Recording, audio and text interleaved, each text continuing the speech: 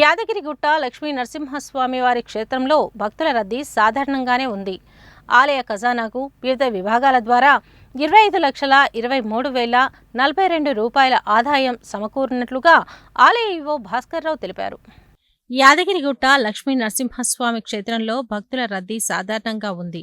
జంట నగరాల్లో బోనాలు 3 రోజులుగా కురుస్తున్న ముసురు కారణంగా వారాంతపు సెలవుల రోజు అయినా రద్దీ సాధారణంగా ఉంది. ఆలయ ఖజానాకు వివిధ విభాగాల ద్వారా 25,23,042 రూపాయల ఆదాయం సమకూరినట్లు ఆలయ ఈవో భాస్కర్రావు తెలిపారు. కొండపైన ప్రధాన ఆలయంలో లక్ష్మీ నరసింహులకు శాస్త్రోక్తంగా నిత్య పూజలను నిర్వహించారు. గర్భాలయంలో స్వయంభూనకు అభిషేకం, అర్చన, ప్రాకార మండపంలో హోమం, నిత్య కళ్యాణోత్సవం పర్వాలను వైభవంగా చేపట్టారు. పాతగుట్టలో స్వామి అమ్మవార్లకు నిత్య పూజలను ఘనంగా చేపట్టారు. కొండపైన శివాలయంలో శ్రీ పర్వతవర్ధిని సమేత రామలింగేశ్వర స్వామివారికి నిత్య పూజలు, రుద్రాహవరణ పూజలు శైవాగమన రీతిలో కొనసాగాయి. రాత్రి మహానివేదన శయనోత్సవంతో ఆలయ ద్వారబంధనం చేశారు.